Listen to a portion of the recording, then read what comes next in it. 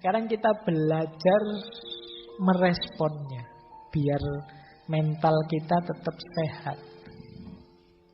Respon ini saya bagi dua, karena penting ada respon pada serangan pertama, awal, dan lanjutannya. Kalau lanjutan ini mulai tertib, tapi bagian awal lebih penting. Respon awal yang pertama apa? Itu kalimatnya menarik. Kamu hanya harus jatuh. Maksudnya apa? Berpikir yang ringan saja. Kamu hanya harus jatuh itu. Waduh, pacarku meninggalkanku. Alah yo, ditinggal pacar toh, ya enggak apa-apa lah. Ya nikmati sajalah sakitnya, jatuh sebentar, ya nanti bangkit lagi. Kamu hanya harus jatuh saja. Syukur-syukur bisa ngatur posisi jatuh yang enak. Jadi alah wong jatuh saja kok. Atau sadarkan bahwa ya memang bidang ini kamu gagal, bidang yang lain banyak kok. Wong cuma itu aja. Itu kalau bahasanya Gus Dur gitu aja kok repot. Nah, itu kamu hanya harus jatuh kan? Ya sudah, nikmati saja sebentar nanti terus ayo jalan lagi. Nah, kamu sedih kan? Ya nikmati sedihmu terus ayo bangkit lagi. Jadi kamu kan hanya harus jatuh. Nah, ya ini kalau diucapkan enak, cuma dijalani ya pening. Tapi ya memang rumus sederhananya itu. Biasanya yang nambah runyam persoalan itu kita mendramatisir. Sebenarnya bisa kok kamu hadapi, kamunya saja yang suka mendramatisir. Pak, pasangan saya itu segalanya bagi saya, Pak. Kalau tidak ada dia, dunia rasanya gelap, langit rasanya runtuh. Pasangan saya itu, kamu mendramatisir. Jadi, iya, tapi kan sekarang kamu ditinggal. Kan sederhananya kan itu. Faktanya kan itu. Jadi, yo hadapi itu. Jadi, fakta konkretnya kan ini, makanya hadapi, jangan menghindar. Nanti tambah lama sembuhmu kalau kamu menyangkal terus. Wong kamu cuma harus jatuh kan, ya sudah jatuh saja terus bangkit lagi.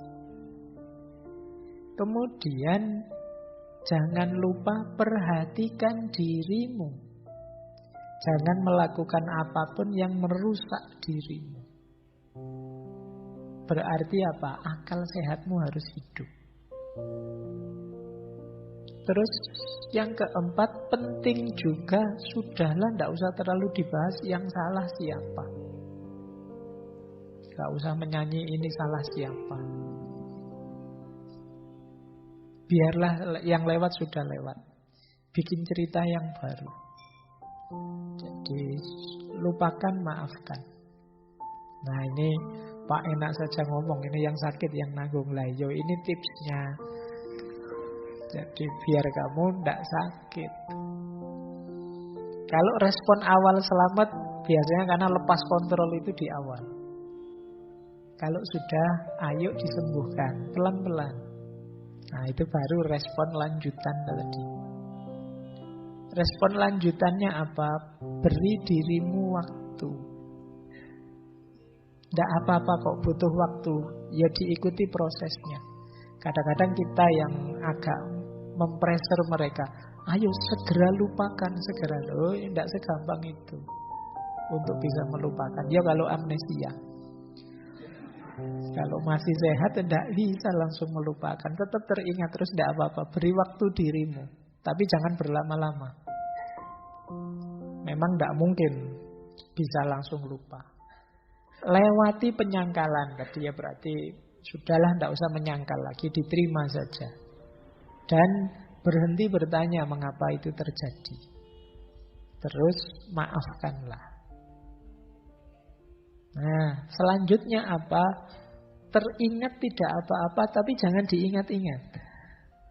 Beda ya, teringat dengan diingat-ingat itu. Diingat-ingat itu berarti sengaja mengingat. ya kamu tambah sakit nanti.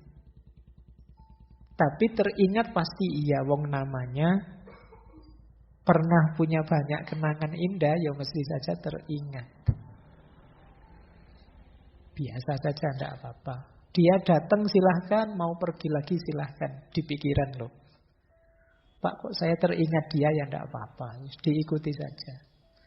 Nah, nanti pada saatnya ya lupa lagi. Nanti kapan datang ingat lagi, lupa lagi. Biar saja. Tapi jangan secara sengaja diingat-ingat. Kelihatan kok secara sengaja mengingat-ingat. Jangan-jangan kamu tiba-tiba stalking Instagramnya, ngecek YouTube-nya. Ya kamu tambah sakit nanti. Kalau ke situ-situ lagi, jangan-jangan dia posting sama pasangannya yang baru, wah tambah sakit lagi kamu. Kamu tidak berani posting pasanganmu yang baru, kamu tidak dapat. Atau yang kamu dapat levelnya di bawah yang tinggal kamu, misalnya. Sudahlah, tidak usah dipikir lagi, tidak usah mancing-mancing ke situ.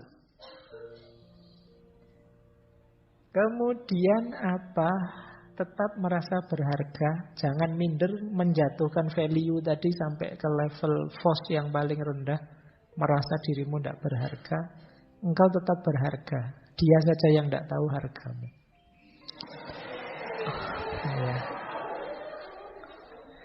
Ya, maksudnya dia saja yang tidak tahu hargamu. Kalau dia tahu, ninggal kamu sejak lama.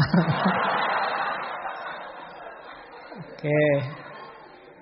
Terus ya wis, pokoknya tetaplah engkau orang yang berharga, tidak usah khawatir. Nah, saatnya kamu menghidupkan sistem pendukungmu. Sistem kita itu kan punya banyak sistem pendukung. Kita punya keluarga, kita punya teman, kita punya sahabat, kita lingkungan kita banyak kok. Sistem pendukung di sekeliling kita banyak. Ayo dimanfaatkan.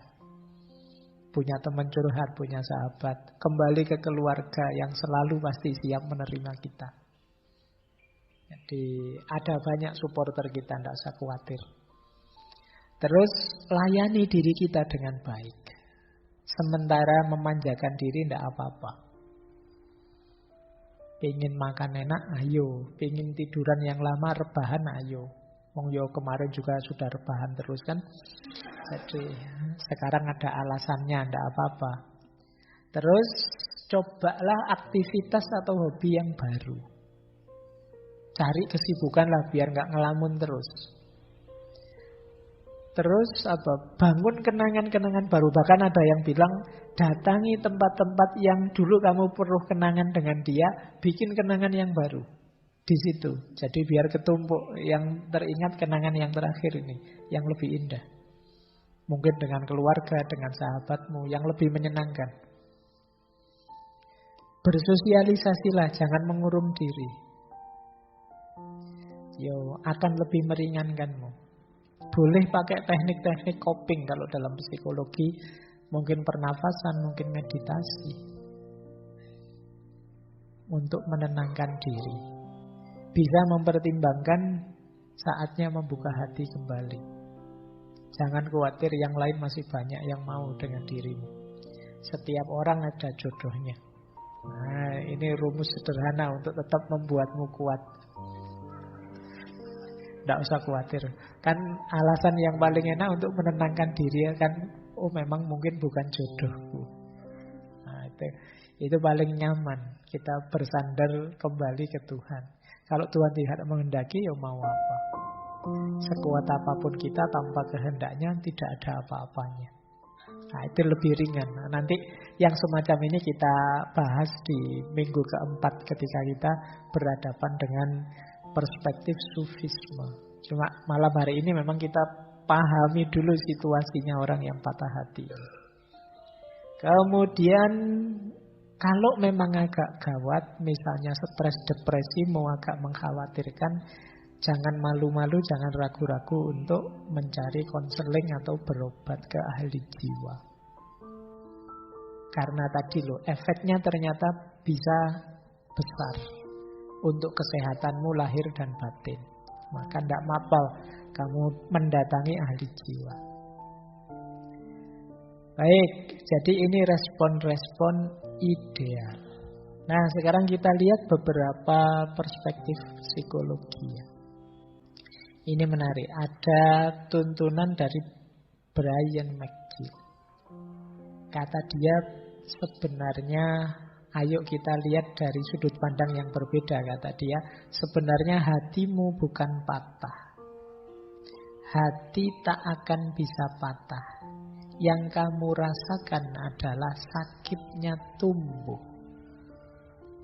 Hatimu tumbuh dalam kebijaksanaan, kelembutan, dan kekuatan, sehingga suatu hari nanti kamu bisa mencintai lebih hebat. Jadi, mari kita pahami secara berbeda. Ini persis pelajaran filsafat. Jadikan apapun jadi pelajaran, termasuk patah hati. Pelajaran itu berarti kita pahami dalam rangka kita tumbuh jadi lebih baik. Kita harus tambah baik dari pengalaman, termasuk pengalaman patah hati. Maka peristiwa hati yang patah itu jangan dipahami hati yang patah, tapi kita pahami sebagai pelajaran untuk kita tumbuh. Sekarang aku tahu cara hidup bersama yang tidak mengecewakan pasangan. Sekarang aku tahu maknanya kesetiaan. Sekarang aku tahu caranya membahagiakan, menggembirakan. Itu dari hubungan dan juga dari patah hati. Tadi kita bisa belajar. Jadi katanya Brian McGill, yuk kita membacanya jangan hanya di aspek kekecewaan dan kesedihan, tapi kita membacanya di aspek pelajaran hidup yang kita dapat. Tambah banyak pengalaman, tambah matang kita menyikapi hidup ini. Nah, ini yang sulit diperoleh kalau hanya dari buku. Perlu kita dapat dari pengalaman. Jadi ini pelajaran menurut saya jadi strategi untuk kita biar tidak terjebak di situ-situ terus.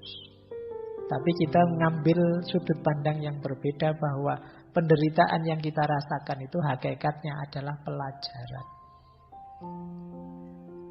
Nah, ada lagi pelajaran dari Hemingway. Kata dia, the most painful thing is losing yourself in the process of loving someone too much and forgetting that you are special too. Kalian boleh tetap nyambung, boleh pisah, tapi tolong jangan kehilangan dirimu. Banyak orang yang saking melekatnya pada seseorang dengan alasan saking cintanya sampai dia melenyapkan dirinya, kehilangan dirinya. Jadi cinta berubah jadi kompromi-kompromi. Asal engkau tidak pergi, aku rela berubah jadi apapun yang engkau inginkan.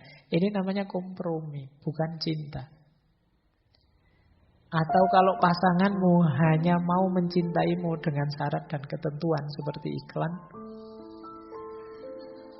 Ya, itu kan kalau iklan itu kan begitu. Aku mencintaimu terus ada tanda bintangnya di bawahnya, syarat dan ketentuan berlaku loh. Itu bukan cinta, itu dagang. Jadi di antara kuncinya cinta itu bisa tegak, ya engkau jadi dirimu, dia jadi dirinya. Kemarin dulu kita bahas yang ini ya, ketika kita membahas Khalil Gibran. Jangan lupa masing-masing kalian itu istimewa. Justru istimewanya terletak dalam perbedaan. Jadi kunci mencintai itu kan salah satunya ada respect, saling menghargai. Jadi kalau ada cinta yang membuatmu kehilangan dirimu dalam proses mencintai itu, sebenarnya itulah the most painful thing, kata Hemingway. Itu yang paling menyakitkan. Cinta itu sebenarnya mendukungmu untuk semakin eksis jadi manusia, seperti minggu depan kita bahas. Tapi justru cinta bisa melenyapkanmu. Nah, ini yang paling menyakitkan. Kamu tidak ada lagi. Kamu memasrahkan dirimu sepenuhnya pada yang engkau cintai, sesuai keinginannya, sesuai perintahnya, sesuai kehendaknya, ya selesai, kamu kehilangan dirimu. Dan sebenarnya itulah yang paling perlu disesali. Ini kata Hemingway. Nah, ini pelajaran selanjutnya. Jadi patah hati itu natural saja, karena yang bertemu itu bisa cocok, bisa tidak. Perpisahan itu niscaya. Tapi semoga kalian tidak kehilangan diri, tidak berkompromi. Nah, ini juga ada kalimat, air mata yang mengalir untuk orang lain itu bukan tanda kelemahan, tetapi tanda hati yang jernih. Nah, ini oke ya. Jadi apa, kalau patah hati tidak usah malu-malu, nangis saja tidak apa-apa. Justru itu menunjukkan ya kalian memang tulus mencintainya. Makanya ketika berpisah sakit. Nah, ya yang cowok juga tidak usah malu-malu, kalau pengen nangis ya nangis, tidak apa-apa. Kenapa? Ya mosok kamu bisa terus ketawa, itu berarti tidak cinta, tidak tulus tadi. Bisa terus nyukur-nyukur ke, yo rasain lu, enggak lah. Kalau memang tulus kemarin mencintai, berpisah itu memang sakit.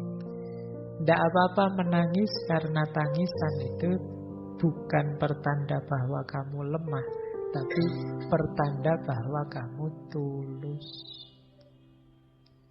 Jadi wong manusia itu makhluk makna. Apa-apa ya kamu maknai yang positif lah. Tangisan dimaknai sebagai ketulusan. Nanti perpisahan dimaknai sebagai takdir atau barokah atau apalah, monggo. Nah, itu kan lebih meringankan hatimu daripada kamu maknai sebagai bencana. Atau maknai seperti tadi, begitu diputus, wah ini berarti Allah sedang memberiku pelajaran tambahan. Aku harus nyari pelajaran lagi ke yang lain, tidak hanya pelajaran ini. Nah, itu lebih meringankan. Jadi ini quotes yang ini mengajarkan kita untuk memberi makna yang positif saja. Baik. Nah, ternyata kata Josh Harris ini yang tadi punya quote sebelumnya, ada yang lebih menyakitkan dibandingkan patah hati. Waiting hurts, forgetting hurts, but not knowing which decision to take can sometimes be the most painful. Menunggu itu menyakitkan, melupakan juga menyakitkan. Tetapi tidak tahu mana yang harus aku lakukan, aku putuskan, itu biasanya kadang-kadang jauh lebih menyakitkan. Berarti apa? Situasi tidak jelas itu lebih menyakitkan. Kamu itu masih cinta padaku apa pingin pisah? Nah, kalau masih cinta kok begitu, kalau pingin pisah kok begitu, tidak jelas. Aku harus melupakanmu atau menunggumu, itu tidak jelas juga, itu jauh lebih menyakitkan. Nah, yang pengalaman mesti ngerti lah. Seperti apa digantung tidak jelas. Nah, oke, baik. Ini beberapa quotes. Apapun yang terjadi saat kalian patah hati, 4 hal ini jangan hilang. Kalau hilang bencana, double. Yang pertama apa? Badan sehat. Yang kedua akal sehat. Yang ketiga makna hidup. Yang keempat moral, akhlak. Patah hati bukan alasan kalian boleh melakukan apa saja, termasuk yang nabrak norma-norma moral, akhlak dan adab. Jadi kalian boleh ngapain saja untuk melampiaskan, mencari hiburan, tapi jangan nabrak norma. akhlak dan adab. Jangan kehilangan makna hidup dan tujuan hidup. Pastikan akalmu tetap sehat, badanmu tetap sehat. Apapun yang terjadi. Nah, mau kamu menyanyi-nyanyi sedih berhari-hari, berminggu-minggu, mau kamu nangis menghabiskan berbantal-bantal, tidak apa-apa. Asal badanmu tetap sehat, berarti yo habis nangis kalau waktunya makan ya makan. Jadi biar tetap sehat. Nah, akal sehatnya juga dijaga, jangan melakukan yang aneh-aneh. Makna hidup juga harus tetap diyakini. Hidup tetap harus bermakna. Versimu meskipun setelah patah hati mungkin ada pergeseran-pergeseran, tapi jangan hidup tanpa tujuan. Dan akhlak, jangan diterjang, jangan ditabrak. Begitu kalian nabrak 4 hal ini, maka kalian tidak keluar dari masalah, tapi akan nambah masalah. Pokoknya jangan lupakan ini saja. Sisanya setiap orang mungkin punya strategi sendiri, tapi ini nanti jadi kunci. Karena itu tadi, kalian kan hanya harus jatuh. Wong cuma hanya jatuh itu saja kan tidak harus mengorbankan keseluruhan hidupmu. Nah, ini 4 yang jangan hilang.